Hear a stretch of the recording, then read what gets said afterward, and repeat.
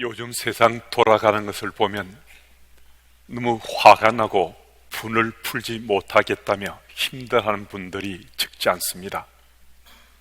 그래서 일들로 인해 신앙생활까지도 참 힘들다고 말씀하시는 분들도 적지 않습니다. 그러면 어떻게 할 것인가? 이 화를 어떻게 하고 이 분을 어떻게 풀 것인가? 그래서 그 토픽으로 오늘 좀 말씀을 나눠보고자 합니다.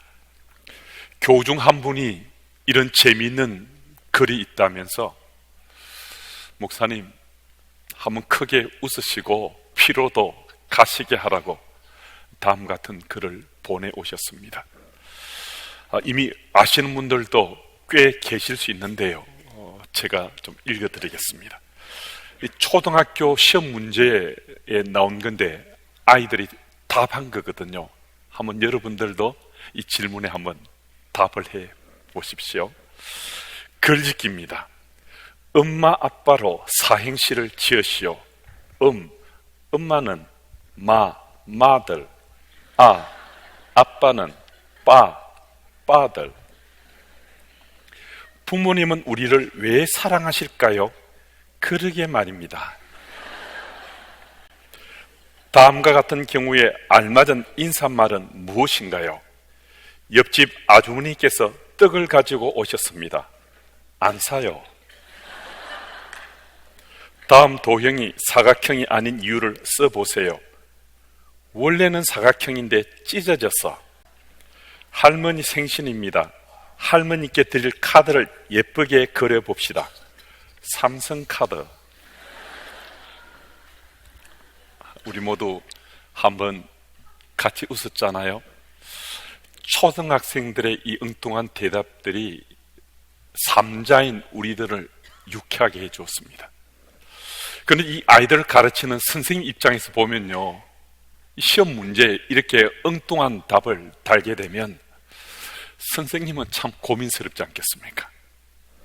그런데 여러분, 바로 우리들이 윗글의 초등학생처럼 우리 인생의 문제에 대해서 이렇게 답을 달고 있다라고 생각해 보셨습니까?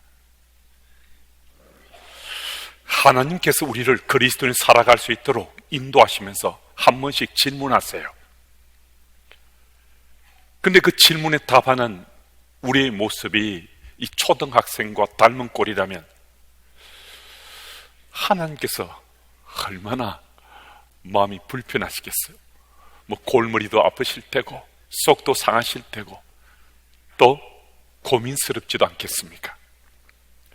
어쩌면 우리들이 지금 전술한 초등학생들처럼 주께서 원하시는 답과는 전혀 동떨어진 그런 삶을 살고 있을 수 있습니다. 주께서 가르쳐 주시고 분명히 이끌어 가심에도 불구하고 내 삶이 그리스도인으로 자기 정체성을 드러내지 못하는 거예요. 주께서 가르쳐 주시는 것, 말씀을 통해 가르침을 받기도 하고요, 또 내가 느끼기도 하는데 이 삶이 제대로 달라지지 않는 거예요. 말씀을 배우고 듣기도 하는데 왜 삶이 바뀌지 않는 거죠? 왜 삶이 달라지지 않는 거죠? 그 말씀이 내게 들려지고 느껴졌지만은 내가 제대로 반응하지 않은 거잖아요. 내 삶으로 그 질문이나 그 느낌에 대해서 제대로 반응하지 않은 거거든요. 그럼 무엇이 문제가 되는 것인가? 지금 우리가 참 고민스러워하는 이 화를 내는 것, 이 분을 풀지 못하는 것, 이 토픽에 좀 초점 맞춰서 함께 좀 나눠봤으면 좋겠습니다. 26절 말씀을 보면요, 분을 내어도라고 말합니다. 믿는 자라고 분을 내지 않겠습니까? 분을 내지 않고 사십니까? 그렇지 않지 않습니까? 믿는 자라 하지만은 우리 연약함이 있으니까 때로는 화를 내기도 하고 분을 풀지 못하고 살아가는 것이 우리 인생살이라 할 수 있습니다. 이전에 제가 섬기던 교회 중동부에서 청소년의 바른 믿음이라는 주제로 특강을 해달라 해서 특강을 하고 아이들에게 질문을 또 받았습니다. 그때 제가 주제와 관련된 질문을 해도 좋고 또 묻고 싶은 것 어떤 것든 한번 물어봐라, 제가 그렇게 말했습니다. 그랬더니 아이들이 뭐 이런 질문 저런 질문들을 했는데요, 그 중에 한 아이가 손을 번쩍 들고서 이렇게 제게 물었습니다. 목사님도 사모님과 싸우나요? 그래서 제가 어떻게 대답했겠습니까? 뭐 사실 제가 제 아내하고 한 번씩 뭐 옥신각신하고 다투기도 하거든요. 뭐 제가 뭐 특별한 거 있겠습니까? 목사의 직분 받고 이 강단에 서 있으니까 조금 그렇게 보여도요, 이 별것 아닙니다.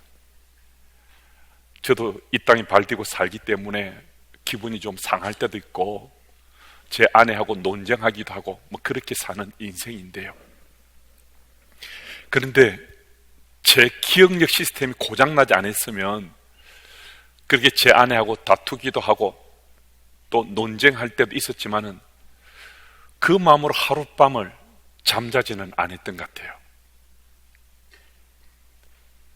그런 문제는 생길 수 있었는데 하나님의 은혜로 뭐 저도 제 아내도 그 문제를 가슴에 그대로 품고 하룻밤 지새는 그런 일은 지금까지 뭐 저희들이 30년 이상 같이 살아왔지만은 그런 일은 제 기억에는 없습니다. 혹시 제 아내 기억에 있는지는 모르겠어요. 사도 바울이 오늘 우리에게 이 말씀을 주시는데요, 우리 생에 문제가 생기고 화를 내고 분을 품을 수도 있는데 해를 지기 전에 그 풀으라고 말씀하거든요. 이 땅을 살면서 가벼운 문제, 심각한 문제, 이런 일들이 우리 생에 생기게 되고 그것을 고민할 수는 있잖아요. 그런데도 놀랍게도요, 그때도 언제나 제 믿음의 삶에 제 인생에 하나님의 은혜가 강같이 흐르더라는 거예요. 그 하나님의 은혜가 있어서 제 생의 문제는 정말 오래 가지 않고 짧은 시간 속에 다 해결을 받는 하나님의 손길의 역사가 있었거든요. 유대인들이 그들의 하루 시간들을 정할 때는 그 당시에는 지금 우리와는 달랐습니다. 하루 24시간을 정할 때 시작을 오후 6시 시작했어요. 그리고 하루가 마치는 시간이 또 오후 6시였어요. 그래서 바울이 이 말씀하는 거예요. 우리 26절, 27절 말씀 같이 한번 읽어볼까요? 같이 읽습니다. 분을 내어도 죄를 짓지 말며 해가 지도록 분을 품지 말고 마귀에게 틈을 주지 말라. 아멘. 그럼 해가 지도록 분을 품고 있으면 이게 죄를 짓는 거라 말씀합니다. 그리고 한 걸음 더 나가서 마귀에게 틈을 주게 되어서 우리 영혼이 죽임을 당할 수 있다는 겁니다. 그럼 한번 생각해 보십시오. 화가 나니까 하는 말씀이 잘 기억이 안 나요. 화가 나니까 하나님 앞에 나가 무릎 꿇으려고 하지 않아요. 또 화가 나니까 기도하며 주님께 간구하지 않아요. 그러니까 당연하게 화를 품고서 풀지 못하고 하룻밤을 지새게 되는 거거든요. 그런데 문제는 말씀이 말씀하고 있는 것처럼 이게 분을 풀지 못하고 하룻밤을 지새는 것, 지내는 것, 이거 죄 짓는 거라고 말씀하시는 거예요. 여러분 두렵잖아요. 이 무서운 사실이거든요. 우리는 그냥 화 한번 내고 그냥 분을 마음에 품고 하룻밤, 이틀밤 자도 별 문제 없을 것 같은데 성경이 말씀하시기를 죄를 짓는 거래요. 그리고 이게 마귀에게 틈을 줘서 내 영혼이 죽임을 당할 수 있다는 거예요. 분을 내고 그것을 풀지 못하고 살아가는 사람들, 그게 딴 세상 사람들 얘기 같잖아요. 나의 이야기 같지 않잖아요. 그런데요, 우리 가장 가까운 사람들도 이 문제로 고민하고 살고 있을 수 있습니다. 인정하기 싫더라도 그게 나의 이야기일 수도 있습니다. 그게 내 이야기일 수 있습니다. 믿음의 사람이고 하나님 앞에 사랑받고 사는 인생인데 그럼에도 우리는 화낼 수 있고 분을 품을 수 있는데요, 그런데 놀랍게도 말씀은 그걸 품고 하룻밤을 그냥 지내면 그 죄 짓는 거라고, 마귀의 꿰매 빠지는 거라고 말씀해 주고 있거든요. 창세기 4장 1절 말씀을 제가 읽습니다.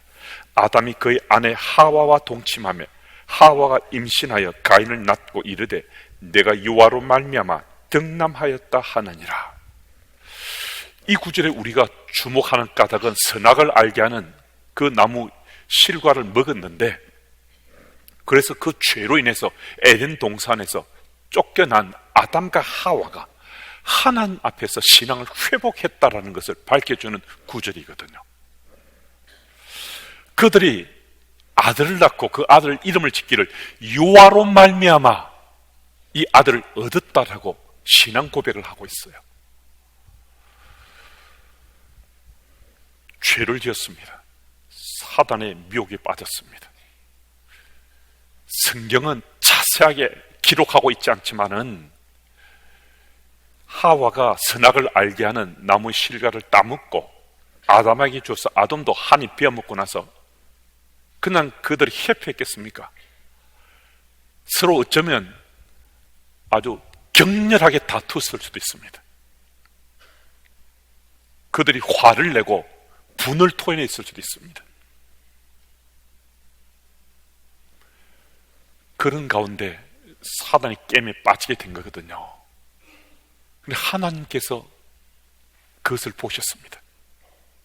하나님께서 간섭하셨습니다. 짐승의 피를 흘리시면서까지 가죽 옷을 지어주셔서 그들의 죄를 용서해 주셨습니다. 어떻게 해요? 긍휼하신 사랑으로. 무슨 말씀이신가?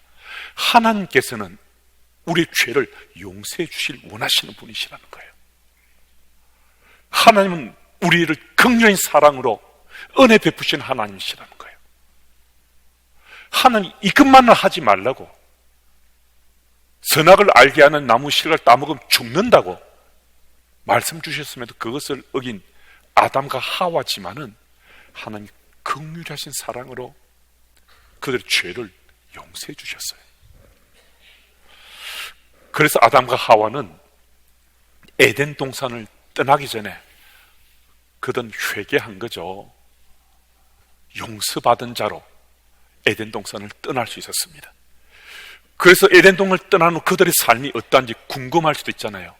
그런데 창세기 4장 1절 말씀 분명히 밝혀주시는 거죠. 아들을 낳았는데 유아로 말미암아 이 아들을 얻었다라고 신앙 고백합니다. 여러분, 요 하나님께서는 우리가 화를 내고 분을 품는 그 순간에도요 은혜를 베푸신 하나님이세요. 긍휼한 사랑을 우리 베푸르신 하나님이세요. 그것을 믿고 주님 앞에 우리가 무릎 꿇으면, 돌이키면요 다 용서해 주실 분이세요. 여기서 한 가지 더 우리 알고 싶은 것이 있을 수 있는데, 그럼 가인은 어떤 인물이었는가? 유아로 말미암아 아들을 얻었다라는 이 이름에 합당한 삶을 살았는가? 이 질문할 필요 없습니다. 가인은 유아로 말미암아 얻은 아들처럼 하나님 앞에 반듯하게 살았음이 틀림없습니다. 왜냐하면 창세기 4장 말씀을 보면요, 가인은 아벨처럼 하나님 앞에 잘 준비해서 지금까지 창세기 4장이 그 사건이 일어나기 그날 말고는 하나님 앞에 제사를 올려드릴 때마다 잘 준비해서 지극정성으로 삶을 들여 제사를 드렸다는 겁니다. 무슨 말씀입니까? 예배가 하나님과 소통하는 사람은요 하나님과 바른 관계입니다. 예배를 통해서 하나님과 만날 수 있는 사람은요 항상 바른 믿음의 삶을 사는 자입니다. 가인은 그 전까지는 항상 제사를 드리면서 하나님을 만났는데 제사를 드릴 때만 하나님께서 다 받아주셨어요. 한 번도 노한 적이 없었어요. 창세기 4장을 보면 그들이 하나님께 올려드린 그 제사가 인류 최초의 제사가 아니라 지금까지 반복해서 계속 드렸던 제사라는 것을 밝혀줍니다. 그런데 그날 그때 드린 그 제사는 하나님께 받지 않으셨어요. 왜 그랬겠습니까? 왜 그랬겠습니까? 그날은 아벨은 예전처럼 잘 준비해서 하나님께 제사를 올려드렸는데 이 가인은 그렇지 않은 거예요. 어떤 이유가, 어떤 일이 있었는지 알 수 없습니다. 하지만 그날은 준비하지도 않고 그냥 적당하게 그런 마음으로 하나님 앞에 제물을 바쳤는데, 제사를 드렸는데 하나님께 받지 않으셨어요. 지금까지 단 한 번도 하나님께서 노하신 적이 없었는데 이때 그날은 노하셨어요. 여러분, 이 자리에 함께 여러분과 제게 지금 말씀하시는 하나님 음성이 들려져야 됩니다. 우리 지금까지 신앙의 삶을 충실하게 살아왔어요. 예배도 잘 드렸어요. 하나님께 지금까지 우리가 예배 드리는 기쁘게 받으셨어요. 그런데 오늘 준비되지 않고 그냥 적당하게 우리가 차림새만 갖추고 왔다면요, 오늘 드린 이 예배는 안 받으신다는 겁니다. 오늘 드린 이 예배는 안 받으신다는 겁니다. 몸은 여기 있잖아요. 가인도 제물을 하나님께 그 제사 가운데 바쳤어요. 근데 하나님께 안 받으시잖아요. 몸은 지금 예배 처소에 있었는데 하나님께 안 받으셨다는 거예요. 오늘 본문과 관련해서 창세기 4장 5절 6절 말씀 우리 같이 한번 읽어보겠습니다. 우리 같이 읽습니다. 가인과 그의 제물은 받지 아니하신지라. 가인이 몹시 분하여 안색이 변하니 여호와께서 가인에게 이르시되 뇌가 분하여 함은 어찌 됨이며 안색이 변함은 어찌 됨이냐.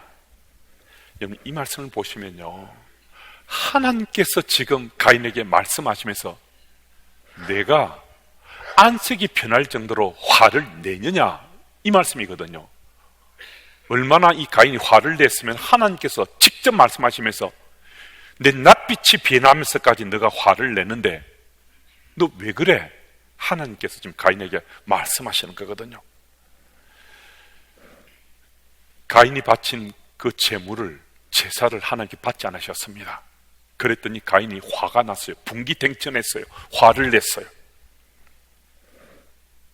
근데 이 일로 인해서 결국 가인은 동생 아벨을 돌로 쳐 죽였거든요. 무엇을 말씀하시는가? 분을 내고 그 분을 해결하지 못하고 계속 분을 품고 있게 되면요, 그것이 죄라는 것을 분명히 다시 한 번 더 일깨워 주십니다. 가인이 죄를 짓게 되었고요, 사단에게 틈을 주므로 사단이 가인으로 하여금 결국 살인을 저지르게 해서 가인의 영혼이 죽임을 당하고 말았습니다. 여러분, 오늘 본문 내용과 이 창세기를 관련해서 하나님께서 분명히 말씀해 주십니다. 화를 내고 분을 품고 풀지 못하면 그 죄 짓는 거라고요. 그리고 그 죄를 짓게 되면 사단이 그 틈새를 놓치지 않고 우리를 미혹시켜서 우리 영혼이 죽임을 당한다는 겁니다. 우리가 망하게 된다라고 말씀해 주고 있습니다. 그럼에도 우리가 이렇게 분을 풀지 못하고 계속 품고 산다면 이게 왜 그렇습니까? 주께서 분명히 우리들에게 가르쳐 주시고 또 느끼기도 해 주시는데 왜 우리들이 이 분을 풀지 못하고 계속 마음에 담고 우리가 살고 있는가? 여러분, 이미 우리가 함께 살펴본 것처럼 우리는 배우기도 하고 느끼기도 했어요. 그런데 반응하는 그 단계를, 그 다음 단계를 우리가 제대로 밟지 못했다는 거예요. 무슨 말씀인가 하면요, 그 단계에, 그 다음 단계에 깨달음이 없었다는 거예요. 느끼긴 느꼈어요. 배우기도 배웠어요. 그런데 그것을 통해 내 삶으로 반응하는 이 깨달음이 없었어요. 여러분, 깨달음이 있었다면 오늘 본문의 가인도 하나님께서 말씀 주셨을 때, 지난번에 하나님께 잘 받으셨는데 지금까지 내 제사를 다 받으신 하나님께 오늘은 왜 안 받으시지? 내가 무슨 문제가 있는 거지? 내 정성에 뭔가 좀 일이 문제가 생긴 게 아닌가? 이렇게 스스로를, 자기를 돌아볼 수 있어야 되는데요, 하나님 말씀을 듣고도 전혀 깨치지 못했습니다. 그러니까 자기 반성이 전혀 안 된 겁니다. 여러분, 그런데 우리가 이 깨달음의 단계까지 충분히 우리가 이룰 수 있다 생각하는데 그 다음 단계가 또 스텝을 밟지 못할 수 있습니다. 여러분, 깨달음 단계에서는요, 그 다음은 결단의 단계로 우리가 넘어서야 되는데, 만약에 가인이 하나님 말씀 듣고 깨달았다 하더라도요, 그 다음 제사를 드릴 때 나는 이제 제대로 잘 준비해서 지극정성으로 내가 하나님 앞에 제사를 드려야지, 이런 결단이 없으면요, 그 다음에도 결국 그날 그때 그 상황 속에 제물을 바친 것처럼 하나님께 노하시는 그런 제사밖에 드리지 못합니다.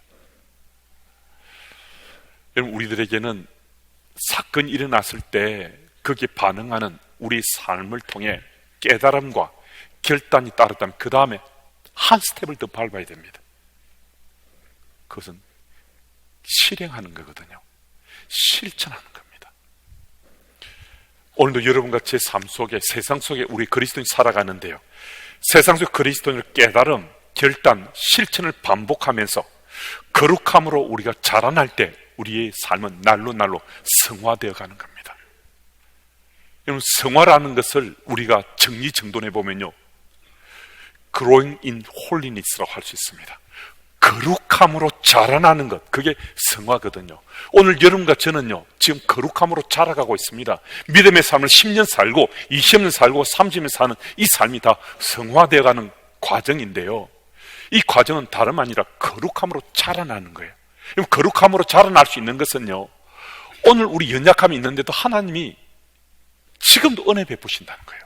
제가 모두에 말씀드렸잖아요. 화를 내거나 분을 품고 있는데도 하나님의 은혜는 여전히 강같이 흐르고 있다고.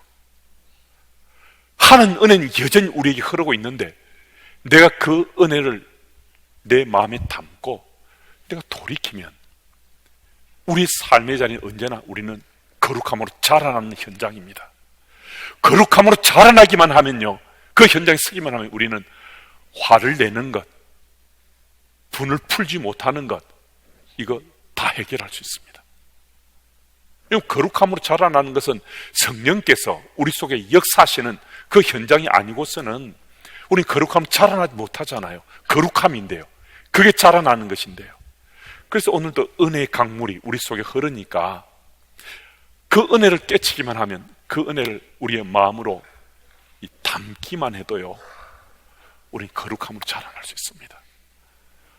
이 세태를 바라보면서 정말 화나실 수 있습니다. 분을 풀지 못해서 어찌할 자를 모르며 가슴을 치면서 계속 하루 또 한 달, 또 2달 이렇게 사시는 분이 우리 속에 적지 않을 수 있습니다. 그런데 우리 보고 하나님은 그리스도인이라고 말씀합니다. 평가라는 이 세태 속에서도 나하고 같지 않다고 비난하고 비판하고 상처를 주고받고 이렇게 사는 것, 하나님께 기뻐하지 않으실 뿐만 아니라 오늘 말씀은 죄 짓는다고 말씀합니다. 그렇게 살면 사단에 미혹돼서 우리 영혼이 죽임을 당한다고 말씀합니다. 이런 시대 상황 속에서도 정말 화가 나고 분통이 터지고 어찌할 바를 모르는 이 현장이 있다 하더라도 나는 하나님 나라 백성인데, 그리스도인인데, 그 거룩함으로 자라나면서 상대방을 탓하고 상대방을 비난하고 상대방의 상처를 계속 주고받기보다 거룩함으로 자라난 나를 통해서 하나님께서 어떤 일을 행하실지 내 삶을 더불어 살아가는 사람 속에 빛으로 드러내면 적어도 내가 발 딛고 서 있는 내 주변의 사람들 속에서는 이 화도 풀리고 분도 풀리고 거룩함으로 함께 자라날 수 있습니다. 용기 내셔서 하나님 능력을 덧입고 이 갈라진 이 세태 속에, 상처받는 이 세태 속에 우린 그리스도인인 것, 하나님 나라 백성인 것을 꼭 기억하시고 거룩함으로 자라나시는, 그래서 이 화도 분도 이겨내시기를 예수 이름으로 소망합니다.